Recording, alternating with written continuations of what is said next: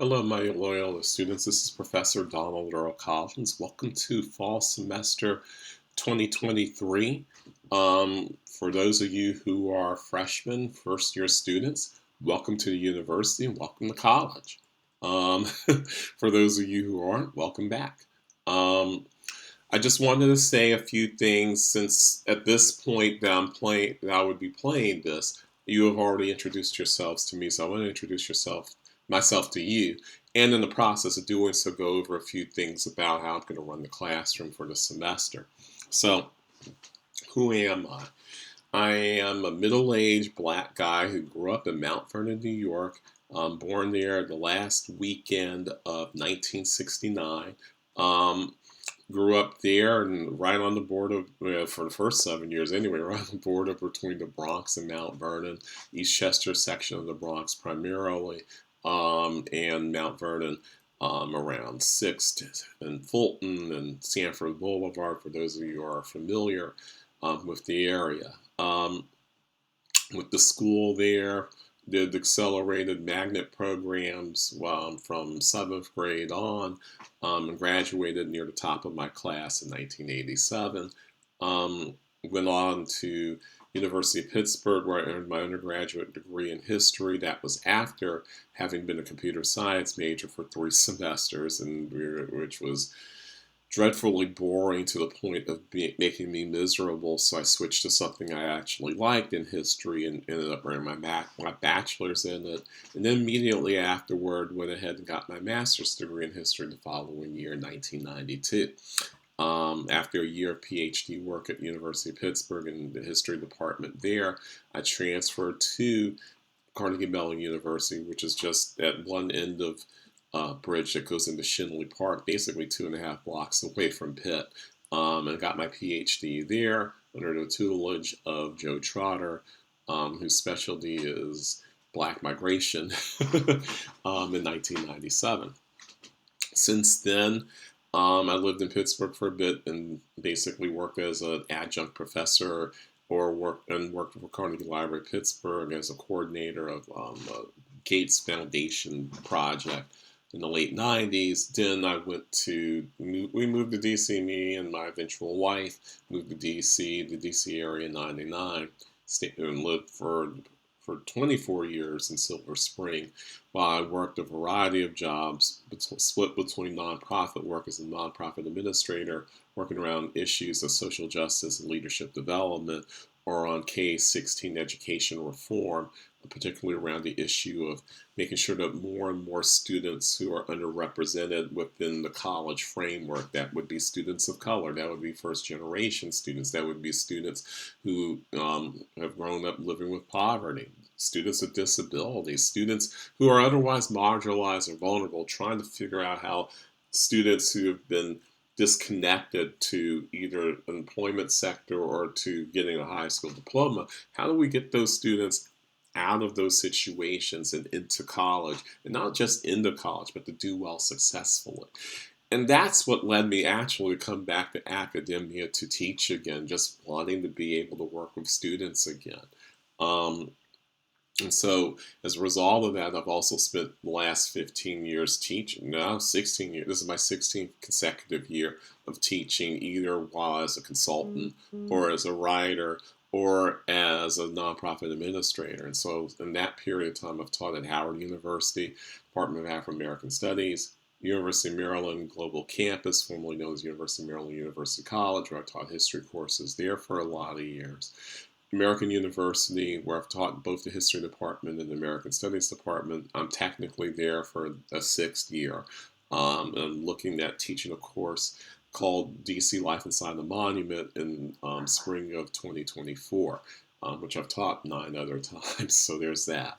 And obviously, this is my 2nd year teaching at Loyola University. And then the other thing I would throw in about in terms of my career at this point is that I write. I write as a journalist. I write as a writer. I've written a couple of books. Fear for Black America, Multiculturalism and African American Experiences is based on my dissertation or doctoral thesis work around Black Washington, D.C., and the rise of multiculturalist ideas, highbrow and lowbrow, among African Americans in the mid to late 20th century. That's what the book's based on. And then I wrote a second book, a memoir called Boy at the Window, which is about my experiences growing up in Mount Vernon up until basically through my second year of undergrad at University of Pittsburgh. I've also written articles. I'm currently a contributing writer or a columnist at Al Jazeera English Opinion, where I write opinion essays that deal with issues around the American id, American identity, African American identity, and things like systemic racism, and basically the collective narcissism of the West and our society, and how it's contributed to a variety of ills that not only remain but have intensified probably over the last 20 to 50 years. Like climate change, the pandemic, and a million other things that y'all don't really want to talk about. So that's me in a nutshell. I'll publish in other places too: Huffington Post, the Atlantic, Washington Post, um, Guardian, Salon. At a certain point, it's just I'm just writing. I'm just writing on a lot of different topics. So that's me in a nutshell. So, well, not all of me. I mean, I'm married. I've been married now for what, 23 years? 23, yeah, no, a bit more than 23 years. Um, have a kid that just turned 20 about a little bit more than a month ago. He's in his second year at University of Maryland, Baltimore County, excuse me. So he's just literally down the road from where I teach now. You know, Hi Noah. So if you ever see this, so yeah, not exactly a fan of history either, but that's okay. Um, because he's not a fan of much of anything, as most Gen Zers are these days. So that's me. That's basically me. Oh yeah, I've got a dog, Jacoby. Turned 7 in August. It was just a couple of weeks ago. So he's in a horny stage, probably like some of you. So there's that. Um, so that's me in a nutshell. Thank you for introducing yourselves to me again. Hopefully this is enough to go on in terms of understanding who I am and so on and so forth. But I do want to go over a couple of rules of the road right away, right? The first and most obvious thing about me, besides the fact that I'm black, right? I'm obviously black, I have a lot of gray hair, so you assume that I'm old and decrepit and all of that. And some of that might be true, and I will be self-deprecating from time to time and making fun of myself, right? But I'm not that old. So there's that. But the other thing that should be obvious is the fact that I'm in class wearing a mask, right? Most of you have been told that the pandemic is over, right? It's all over. The emergency phase of the pandemic has been declared over, and therefore, why is anyone in this world still wearing a mask? Well, I'm wearing a mask to protect myself, and I'm wearing a mask to protect myself because I have a wife who's immunocompromised. And, you know, we caught a cold off our son after his first semester in the dorms at University of Maryland, Baltimore County, and that cold put my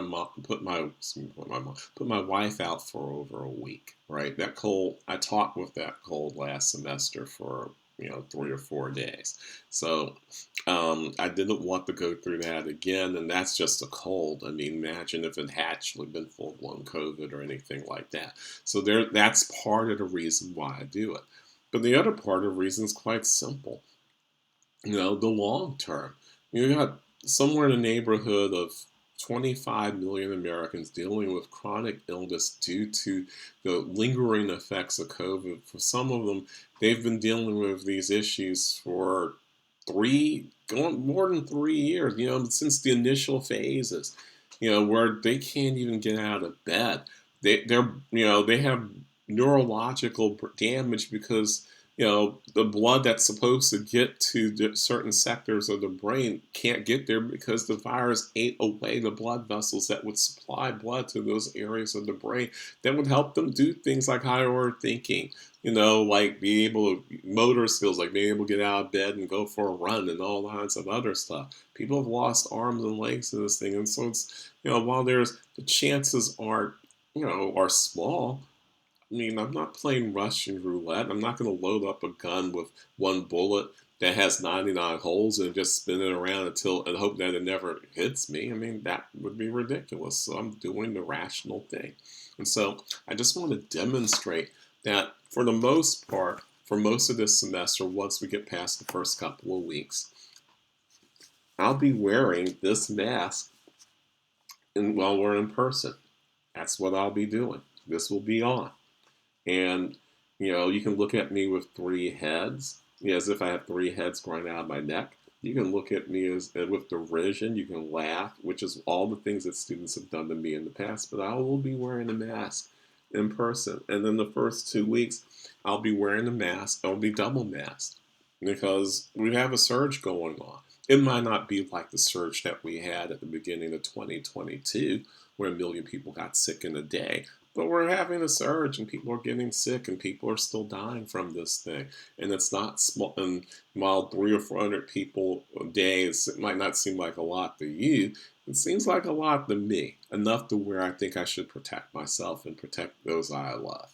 Just is that simple. And I will do other things to protect people as well. Not just me, but everyone in the class. I will spray Lysol or Lysol-like products in the air because, after all, COVID was primarily an airborne illness, and because it is, every once in a while, spraying your classroom after a group of students who you don't normally deal with has left the classroom, and you're coming in to teach a whole nother class of students, spraying the room with air, and ventilating by opening up windows shouldn't be the worst thing in the world. You're going to look at me like I'm crazy at first and like I'm paranoid. But it ain't paranoid if people really are out to get you. And since most of folks in this country seem to believe that COVID is over until they actually get it and go, oh my God, COVID really isn't over. I'm not taking that chance. I'm not going to be like the rest of the herd. I'll tell you a quick story. This is particularly important for folks who are in my 100 classes, but this might also be relevant to folks in my Civil War and Reconstruction class this semester too. Quick story. It involves the issue of black migration, voluntary migration, not the kidnapping that took place in terms of slavery, but the actual, like, I made a choice, I'm moving somewhere, migration. Um, I'm basically a first generation New Yorker, Mount Vernonite, depending on how you look at it. My mom being from Arkansas, my dad being from Georgia. They divorced in 1978. My mom remarried, and the guy that she remarried, my stepfather, for 11 years. Um, after they separated for a few months, came back as what we would call Black Jew or Hebrew Israelite, right? You know, a, a, a section of Black folk actually, have this idea that we are the descendants of one of the 10 lost tribes of Israel, right? So there is that, and what came with that and his coming back into our lives after they separated for a few months was the fact that we all became Hebrew Israelites for a few years. I was a Hebrew Israelite from the ages of 11 until I was about 14. Now, to be truthful, the last 2 years of that time in which I was a Hebrew Israelite, I didn't fully believe in everything that was happening. And in fact, I didn't really believe much at all because the hypocrisy between the distance between what my stepfather and what these other black men were saying about this religion versus how they acted was so great that I couldn't justify being the true believer in this. Nevertheless, I was required to the point of facing physical punishment to wear a kufi and a yarmulke when I was out in public. And so I did so, despite the fact that people made fun of me, despite the fact that occasionally a student in my class or a student in my middle school or high school would try to snatch my kufi or yarmulke off my head.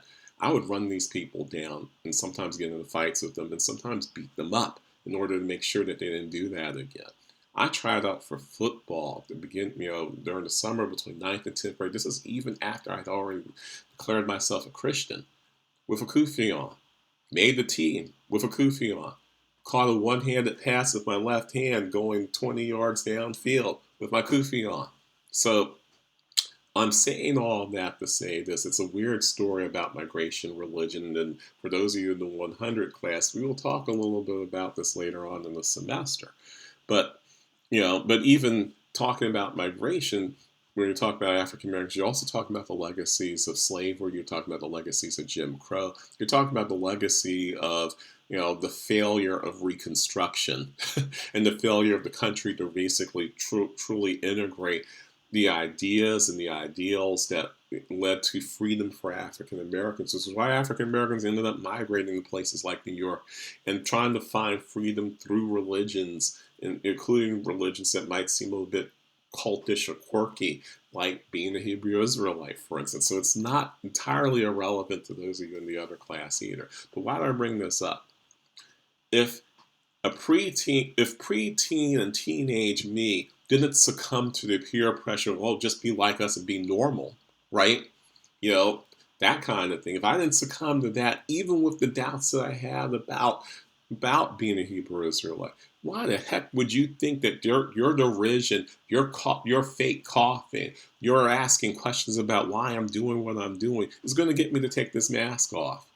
It's not coming off. And until I feel like it's safe enough to be in a public situation for me not to wear a mask, I will continue to wear a mask. And sometimes I'll continue to double mask. And so I'm just saying that to say that there are some things I'm not giving in on. And this is who I am. This is the classroom I'm in. If you have problems with that, you can take another class. You don't have to be here with me. You don't have to be giving me weird looks and side eyes and sighs and all this other stuff because you feel like I'm just being paranoid and I'm crazy. When in point of fact, I think y'all are crazy, but you don't see me saying that to you on a regular basis regarding what you're doing.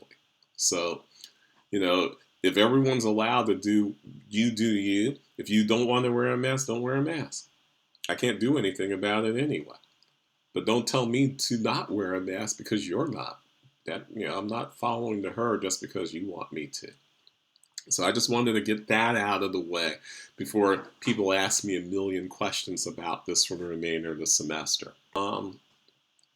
What I want to do in terms of an introduction. I might sound a little strident around these sorts of things, but I also want to make sure that it's perfectly clear that I don't have to give this explanation over and over again over the course of the semester. I also would prefer, by the way, if all of you, when you come to talk to me, take a couple of steps back. Stay 2 meters away from me, right? When you're talking to me. I know that half of you won't, that you will either forget or that you don't care to. But don't be taken aback because I take a step or two back or take a side step to avoid being in the same lane as your breath. It's just a precaution. It's typical precaution that you're supposed to take when you're dealing with people who are dealing with illnesses on a regular basis. It might not be pandemic capital P, but WHO never declared a pandemic over. They just said the emergency phase is over, which means there's still epidemics breaking out in various parts of the world, including the United States. So please, respect that. Respect these things I've been telling you, if nothing else. We will talk more about the syllabus and about other things in another video. So thanks for listening to me prattle on about these sorts of things. Again, welcome to the class. I do want you to get something out of this class besides, wow, your professor's a little weird. I am weird. I don't care that I would rather be weird than be part of the herd. So